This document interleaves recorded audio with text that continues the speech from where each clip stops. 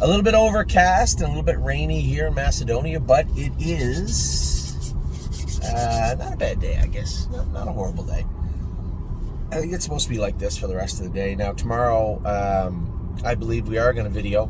It's going to be a bit of a rat race tomorrow, especially for me. We're going to train all the babies tomorrow. We're going to video them all. Then we get some horses to school.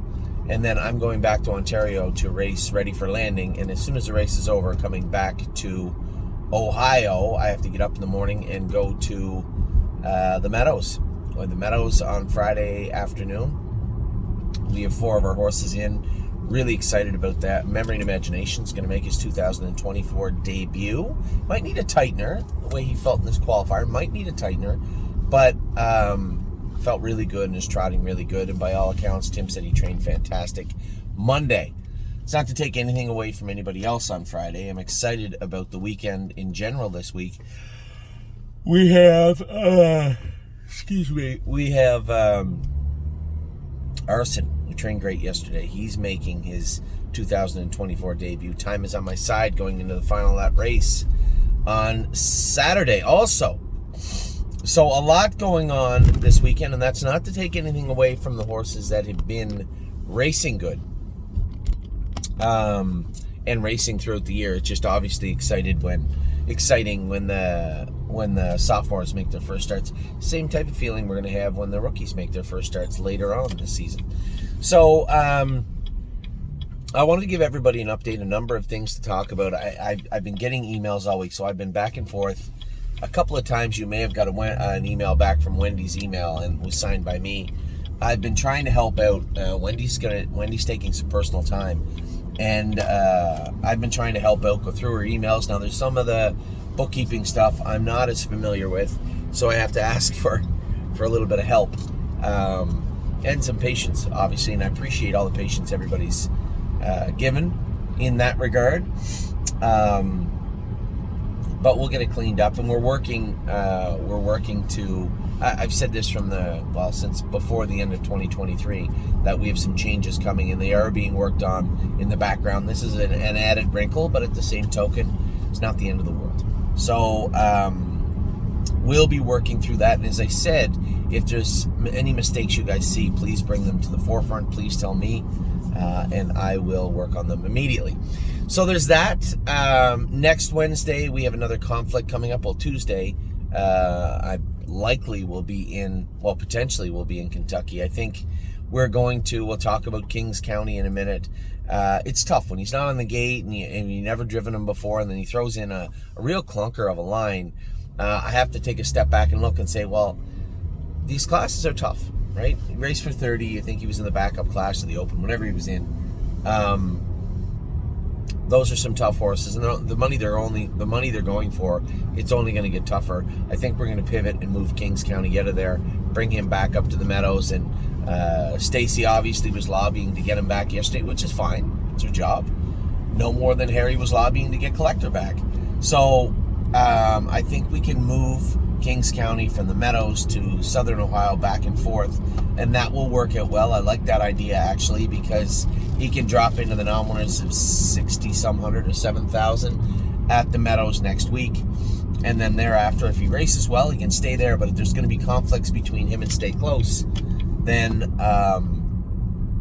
we'll more than likely move Kings County down to Southern Ohio, or, as we've proven already, which was a huge feather in our cap and one that wasn't presented or available before, we can always race Stay Close in one of the classes here. He raced in the Open here and did very well, Northfield Park. So that's good. Leaves me wondering about a horse for Oak Grove, but this is tough. It's not, you can't just wheel a horse and somebody said, well, Yo Mister should go there. Just relax. Yo Mister is racing good, and as long as they don't trip over one another, as long as he doesn't race in the free-for-all in the Open very often, then we won't have a problem. If he does, well, then we'll have a problem. Until then, I'm not going to worry about it right now. I'm not going to start making, as I say, wholesale changes to our structure just because of one race. It's not going to happen. So that's the plan. That's the plan in regards to Oak Grove and what we're doing moving forward. We got to find some other horses to get down to Eric, and it's not that far away. I mean, it's a little far away. It's 5-6 weeks before the stakes start down there in Oak Grove, so it's a little early to start talking about sending 2-year-olds down there, but we will get to the bottom of who we're sending there, and we'll fill those stalls back up soon enough. All gas, no brakes. I was in Ontario on the weekend, as you know, and I saw with my own 2 eyes. He looked good. There was some heat at the back of his ankle where he'd hit it. There was some swelling there, but there was no lameness on the track. So as I said to Dominic, just let it play out. It's got to heal. I mean, it was in a tricky spot. We know that there's a lot going on in that area, so just keep an eye on that ankle. And when he starts feeling good, when his leg starts to come good and cool down, train him a slow mile. See how he is afterwards. Let him tell you what he's capable of doing. I don't need the vet to come in and say, this is what you need to do. No, we're also horsemen. I can tell you, just take your time. He'll tell us what we need to do. So he'll be back soon enough, but it is healing up nicely. I like what I've seen from him. Blanton's Blue, a little difficult to get him in apparently right now. And we have some horses added to the mix that I brought back to Northfield this week. We'll talk about them in just a minute. Blanton's Blues class goes on Saturday and Wednesday. He didn't get in on Saturday. Hopefully he gets in on Wednesday. If that doesn't come to fruition, then I think it's time that we're probably going to start looking towards New York. For him. Captain Incredible is back. I went in the barn last night, dropped off the horses for the meadows, and there's Captain looking at me. He looks very, very good. He looks exactly what you want him to look like. He looks very athletic. So we'll jog him very lightly today, very lightly tomorrow. You're not going to see him in any sets on Thursday. His first training mile won't be before Saturday, and that will be if it appears that he's reacclimated perfectly, then by all means you may see him. Well, you won't see him, but we may see him train on Saturday. Cleveland Masha. Now, an update on Cleveland Masha. She was off left front after training. What day was that? She trained a few weeks ago on a Wednesday, and Danny said she was a little sore pulling up. She was quite lame on her left front. They thought it was her foot. They thought it was her knee. We x-rayed her entire left leg. Nothing was found. Now, if you have fractures coming, sometimes it takes a couple of weeks for that line to truly show up under x-ray. So we waited, poulticed her up. Didn't appear to be a broken bone to me, either by what I was hearing from Danny and Cindy or what I was seeing with my own 2 eyes when I was home. But nevertheless, she was sore. Danny reported that 4 or 5 days ago, she sounded up. He's been jogging her since, and she was good. Yesterday, come up a little sore again. No, she come up lame yesterday. That was there. X-rayed the whole left leg. Nothing found. She said, well, it must be her shoulder. Her shoulder being injured would be an extremely rare injury. Extremely rare. And in the standardbred world, she said, oh, you see it all the time in thoroughbreds. I said, well, she's not a thoroughbred, so I don't know what to tell you. And then the standard, well, give her 4 weeks off. Well, that is code for I don't know, but we're going to give her time in the stall, because all broken bones, especially ones that you can't see under x-ray right away, definitely heal in 4 to 6 weeks. Am I convinced it's a shoulder? No, I'm not. I'm not a vet, and I didn't see her the other day. But I'm not convinced that it is a shoulder. But if it is lameness and it is reoccurring, there is something going on. If it was an abscess or a bruise, we would have seen it by now. It's definitely not the knee, which is a huge suspect, number one suspect for babies. Not the knee. It could be the shoulder. I mean, the thought of it being the shoulder is sound. I'm going to explain why. If it's not the foot, it's not the pasture, it's not the ankle, it's not the knee. There's only so many places it can be on that left leg. Now, even though I don't believe it could be a shoulder, that's not based on fact or information. That's just me saying it's highly unlikely that a horse would put a step in, make a break, pull up lame, and in turn somehow put a small fracture in a shoulder. Now, you might say to yourself, well, just x-ray the shoulder. Yeah, it's not as easy to do. It's a big area, and sometimes little lines can be hidden in there. Now, as I say that, Dr. Bosenjack is going to x-ray the shoulder today, see if she can catch a line or not. It's unlikely, but you may say, well, just rest her. That's what we're going to do. But I'm not a big fan of resting horses just to rest them, just to say, well, Clearly it's something, so we're just going to give her 4 to 6 weeks off. I'm not a big fan of that. I would like to know. But short of a bone scan, I don't need to know that badly. Short of a bone scan, we won't know. And I guess the ultimate deciding factor is if you give her that time. Now, as I said to Angelica, I'll give her 4 weeks in the stall and start walking and jogging her lightly. But 6 weeks is a big deal. At that point, you're bumping up close to, now you're jeopardizing at least the stake series in Quebec that they have in the summer and some of the later stuff. I don't mind giving a horse time because you have to remember, her knees are sore, same as every other 2-year-old. Her feet are probably a little pinchy from the winter, right? There's stuff right now that the babies are getting over, and I tell Danny this, I tell our people all the time, yes, you're going to see the horses go on the track and be a little pinchy from time to time. I need it documented. I need to know who they are so that we can address them. And I think for the most part, we've done a great job. But you're not going to find many, I said, the only 2-year-olds you're going to find at this time of year that are in full training throughout the entire season are either the really, really good ones. Yep, I'm coming in right now. Rosetta was not very good. She warmed out a bit. Where at? Right Yeah, I know. It's raining out. She's got a bruise. They've done a great job staying on top of that, but when a rider, just a normal person comes in and says, oh, like Amy just said, Rosetta was a little off right hind. Well, Rosetta hit herself 2 weeks ago when we bandaged on her and cut her up by her jack and hit her ankle. She's going to have soreness, right? That's just the way. Plus, she trained yesterday, so you're going to have soreness. But you need to understand it and then address it and put it in the right compartment. Cleveland Masha's lame. Okay, we have to give her time. That's a given. Rosetta, little off right hind. Just back off with her, right? Maybe don't train her Saturday. Back off with her and let her come back on. You can't just push forward and pretend it's not there. But stopping with the horse, I think, especially an athlete this time of year, is a huge mistake. I'm not a big fan of it. So you need to address it and then look at the roster and say, okay, these horses are going here and are comfortable and ready to go here. These horses maybe need a week and a half of just easier training or just jogging. These horses here need a little bit of time of just jogging. The vet needs to look at these horses. These horses are going to the field. We had 2 go to the field yesterday. I'll tell you about them in a second. I think you guys already know anyway. So that is the plan with everybody. Now, let's keep going down the list. Captain Incredible, Cleveland Masha. So Masha's going to have 4 weeks in the stall. Then we're going to start her back up jogging. Shoulder, foot, knee, ankle. It doesn't matter at this point. We're just going to file it under frustrating and let time do its work. Delicious Stone.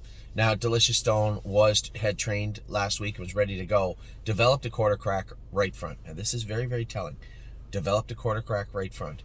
His left hind is the one that he hurt when he was in Yonkers. So I would say the right front was coming for a while, loading weight onto that left hind a little bit, and there was an old injury in there to begin with. So I think it more was an aggravation because he didn't show a ton of lameness or swelling. So I think it was more of an aggravation than anything coming from his foot. It's been coming for a while. It's halfway up the foot is where the quarter crack started. So, and it started as a wall separation and then cracked up. So we shot him appropriately, took the weight, put a window bar on him, took the weight off of that foot. He's been sound. He's back jogging. He will train, let's say Saturday. Saturday would be a safe day to train him back. He'll train. We'll train him a little harder. I got to look at his date to see if he has to qualify. If not, if it's 45 here and 60 in Pennsylvania, you may see him race in the Meadows in the coming weeks very soon. But he's ready to go right now. Well, he's not ready to go right now, but he's on the path to being ready to go right now. Collector and Dominion. I mentioned them together because they're brothers. Collector is in Ohio. It's pretty hard to move him after a win. But I don't know if he's going to stay in Southern Ohio. If there's a better class in Ontario for him that he can race consistently and well, then he'll likely go back home. Dominion has trained, and he had to train in 2-1 or 2-2 the other day. Oh, it's raining now. It's going to have to stop doing that. I would suspect he's schooling this week, and then he'll be ready to go. He's staying in Ontario, obviously. I know Harry's getting down on horses a little bit, but as I said to him, just relax. We're going to move some of the horses over from Dominic's barn also. Dominic's not going to get all the babies. Danny O'Brien was in charge of training all the babies down for me, and we will allocate them appropriately. And there will be some horses going to Harry also. We have some horses coming home. We still have to find a full-time home for Kings County, Collector, maybe Greatest Ending, depending on what we do with him. I'll talk about him in a minute. So there's horses we are going to move around, and we are going to be looking to acquire horses. Now, we're through the bulk of the stake season. We got a ton of our horses racing. There's money coming in and coming out. Now we're going to start to look a little closer at what's out there available. So what happens this time of year is, much like we do, people train their 3-year-olds or sophomores down. They get to the races, and at some point in that last stage of training, they decide what the horse is, right? And if you're a major stable and this horse is not coming back like a major contender, they're more likely to sell that horse. So you're going to see a lot of talented sophomores coming up for sale. These aren't horses, if they were going to make a Grand Circuit splash, those particular stables would keep them. But they're going to do people some good in the overnights, but they're not looking for overnight horses, right? When the top stables, and you know who they are, don't have top horses, they just move them out. And that helps seed the rest of the industry also, right? So we'll be on the lookout for those types of horses over the next month also to start filling up some of those spaces that are available in our barn. Flashfly qualified well yesterday. I was really happy with her. But as you know, if you watch the video, she did have an entrapment when she trained last week. I consulted Dr. Brown and Dr. Latessa. Both thought that she could qualify, and the timeline was there to fix it. She is at Brown's clinic right now, or almost there right now. She will be done this afternoon, and that should award her more than enough time to get cleaned up, rested up, and give us enough time to start jogging, train her back, and get at least one good real fast mile into her before her first stake race, I think May 10th or 12th. So the timing was there. That's why it was so important to qualify her yesterday. Grand Old Chap went to the field yesterday. I was actually happy with what I saw. Even Amy, who went with him all the time, she's like, oh my God.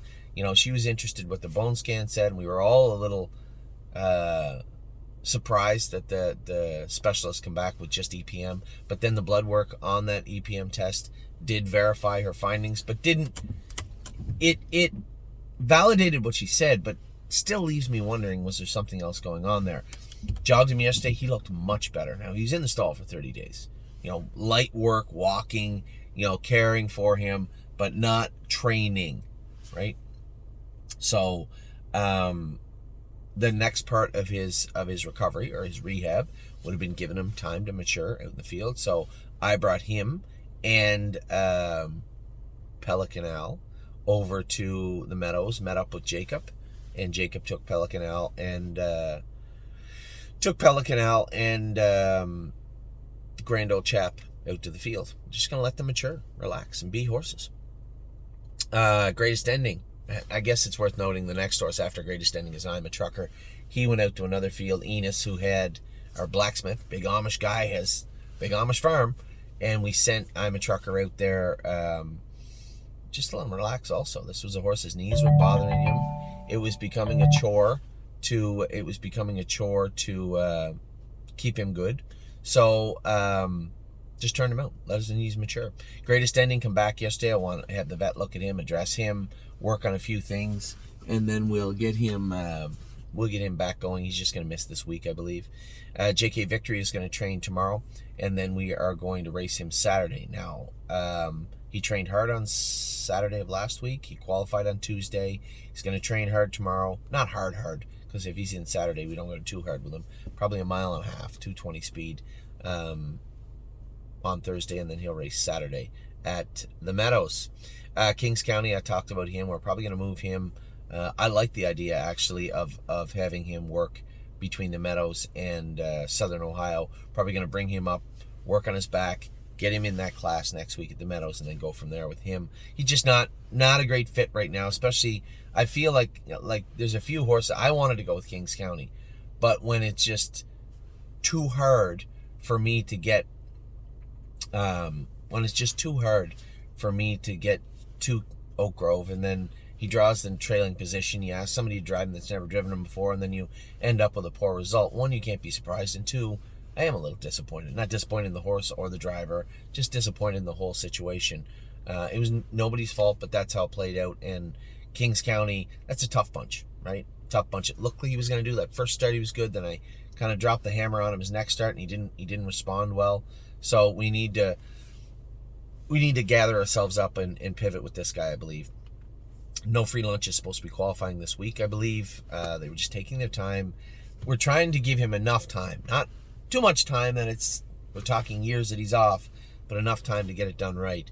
And I think No Free Lunch is qualifying next week. Oakwood Cowboy, I said to Dominic, you're not going to get him perfect, right? He's going to have to work through this, and then we can get him raced and decide what we're going to do with him after that. But for right now, we have to get Oakwood Cowboy moving. He's training today, so I'm eager to hear back from Dominic about how he trained. Pickpocket was great yesterday. Really, really happy with Pickpocket. Little disappointed that we did see a little bit of blood, but I guess overall I've slept on it now and thought about it and looked at it from every angle. And if he was going to show a little bit of blood yesterday, then we were going to see it at some point this summer. I just don't see how he was overworked or overused to get to yesterday's qualifier. Now, there could have been a number of factors, but that, as Dr. Brown said, that certainly doesn't mean that he's not treatable when we get to Kentucky. A lot of this stuff is new for me. You know, when we started the stable and I started training, when we had our race horses, if they bled, they went on Lasix, and they stayed on Lasix, and that was that, right? Then we saw a number of horses that we had purchased that were known bad bleeders that seemingly got better, some that didn't.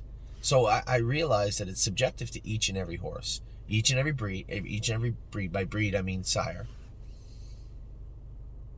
And if you're diligent enough and use a step-by-step process, then I suppose possibly yes. Who am I to say no? And when I'm talking to somebody who's virtually an expert, and he said, yes, I'm not going to tell you that they all can, but if you're telling me that this horse was not a known bleeder before, he didn't bleed when you scoped him the times that you trained him and schooled him, and now showed up with a 1:56, a sparkling mile, really good, a little soft in the end of it, and showed a little blood, then I'm saying yes, I would be optimistic that we can race this horse in Kentucky off Lasix. Having said that, put him on Lasix. Race him in his prep race at the Meadows. Send him to the Meadowlands for the New Jersey Sires. And then race him in the good times in Ontario on Lasix. Then you go to Kentucky. Then we'll work out a protocol. This is how we're going to race Pickpocket out of state in an area where there's no Lasix. And I think that's fair. It's the best we can do at this point. And I was surprised he didn't bleed at all last year. Eric and Kathy did a wonderful job. So again, sticking to what Dr. Brown has outlined, and working through the summer in a very quiet way, managing them the best you can, I think we'll be just fine. Not what I wanted to see, but I guess not super shocking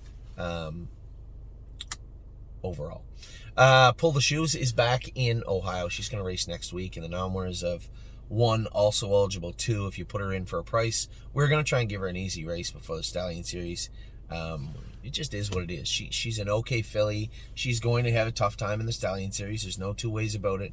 But I think she's going to be an effective horse for us. A lot of people asking about Punch the Clock. She didn't get in foal the first 2 times she was bred. Not uncommon, I guess, for a maiden mare. Again, we just talked about subjective injuries, subjective breeding, right? Every horse is different. There was a little bit of a high white count. They found there was a little infection in her uterus area, so they treated that and rebred her. I think they're much more optimistic she'll get in foal this time. I believe she's a pregnancy check this weekend. Obviously, we all have our fingers crossed when it comes to Punch the Clock. Purple People Eater, as I said, next Wednesday. I rolled by that, didn't I? Next Wednesday, I have a conflict. I didn't go down this road. We brought Vaquero Blue Chip back also. We're going to talk about him in a minute. He's going in the same class that Pull the Shoes is in. Hopefully they split it. So we'll potentially have Blanton's Blue, Pull the Shoes, and Vaquero Blue Chip. And you might say, well, Anthony, you have Purple People Eater, I'm Fancy Like, and Sedona Hill. Well, we sold Sedona Hill. We're only keeping her for the next week or so out of a courtesy to the person that bought the mare. Purple People Eater, yeah, a little tricky, but we have 3 tricky ones up here, well, at least 2, and I'm Fancy Like anybody can drive. So when I'm trying to weigh the odds, I believe I'm probably going to stay in Northfield. Now that depends on the draw. If 1 or 2 of them don't get in here, I might go to Miami Valley, but it will depend on the draws, and it is a conflict at this moment, and we're going to see how that plays out. But Pull the Shoes is back here. She's going to race in Northfield next Wednesday. Purple People Eater will be racing in Miami Valley next Wednesday. So you see the problem here. Where are we at now? Ready for Landing really put a wrinkle into my week. At the end of the day, I got to do what's right for everybody. And the horses, obviously, first and foremost. I look at James, who knows Ready for Landing, but didn't train him the other day. Jody, who only had one experience with him, and that was the rodeo last week.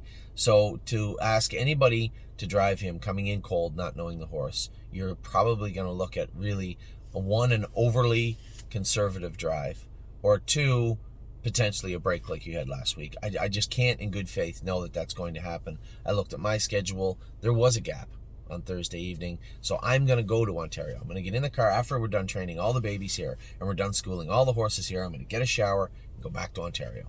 I'm going to drive Ready for Landing at 23 minutes after 8 is when his post time is, hopefully, and by 8:32 hopefully be back on the road to come back to Ohio again. That's the job. I want to make sure that this horse does his work well and gets a fair shake on Thursday. So I am going to go there and do my best to get him around. He trained fantastic at the farm. He looks good. He felt smarter than me, more reserved. So I'm optimistic about Thursday night, but he is in tough. No cakewalk there. That's a tough bunch of horses. So we'll see how that plays out. Really don't care. Trained at the track last week. She'll likely be schooling Friday morning and then qualifying shortly thereafter. Sedona Hill, as you guys know, I just stated, we sold Sedona Hill last week. The person said, I'm gone away for a couple weeks. Would you guys mind racing her? No problem. Happy to. So I'm going to drive her tonight. I don't know, and I don't think at this point, I don't know for sure, but she's going to be racing in Miami Valley. I don't think I'm going there next week, but we'll see. Spitfire Overseas, his last 2 weeks, I thought he come on the track a little sore right front. Stacy said he jumped on his foot. It was a little sore. You would think after a week it would be gone away, but I saw it again a little bit in the post braid the other day. I said, hey, this guy's at the end of racing great and racing through a long schedule. Let's have a closer look at Spitfire Overseas and make sure everything's okay with this guy. I don't want to take anything to chance with him. This is potentially, he's a 4-year-old. He's the youngest one coming up behind Looks Like Money, and those other horses could be a flagship horse for us over the next few years by the way he looks, and I'm not going to risk him. So make sure we know what is going on with that right front so that we can ensure we're on the right path with him. I don't think it's anything serious, but I do want to know what it is. Sunset Acres girl is training well. She's training today. She's going to get ready for her June 19th, I think, 17th, 19th start. As Earl had said to me yesterday, reminding me what the date was. Lots of time to get her ready. Happy with the way she looks. Tactical Mounds makes her second start this Saturday, which is by herself again. It is what it is. So she's going to win this Saturday. And then we'll see after that. The only problem with all of this is you have a qualifier, then 2 walkover races. Scott's likely going to go in 55 or 56 again. Problem is, you've never faced company. Now you're going into the mare races. Now you're going into horses that have been racing. It's not the same. So there's going to be a little bit of a learning curve for Tactical Mounds as she starts her season. 3 Point Blue Chip didn't race yesterday. I assume he'll race next Tuesday. He's close to maybe coming back to us. He's close to really to coming back to us. We'll see how that plays out. There's no confirmation, there's no certainty, but if he's not going to do in a consistent way in Oak Grove, then he'll end up coming back here. We'll likely race him in the Meadows, or he may end up back in Ontario also. Harry is looking for horses. There are a myriad of classes for 3 Point Blue Chip, so we can see how that plays out easily over the next little while. Vaquero Blue Chip is back now. There wasn't a ton found with his blood. A little bit here, a little bit there. Not enough for me to justify what took place the last 2 weeks with him.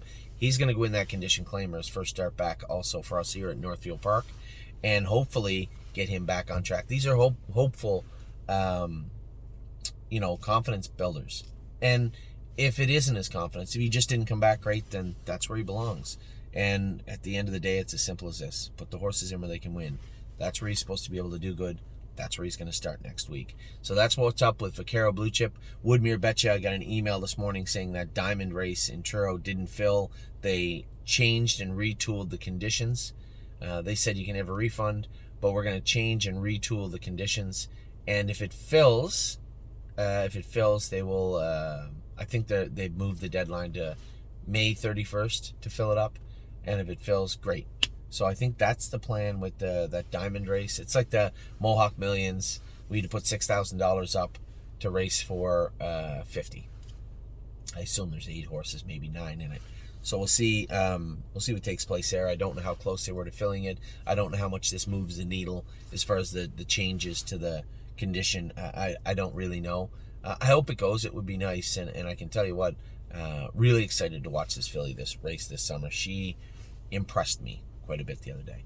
So that's your update for the morning of this is it, April 24th, 2024. I'm going to go now. I'm going to go jog Melisandre. I want to go jog a couple other horses. Sunset Acres Girl has to train today also, and as does Prince Charmer. He's on his way over to Northfield Park today. We got to get a ride for him. So, anyway, that's what's going on. I wanted to update everybody. I think you have a good idea now of everything going on. If you don't, drop me a line, and I am absolutely happy to clarify anything that's a little cloudy. A lot going on this week. So, take care. We'll talk to you soon. Have a wonderful day.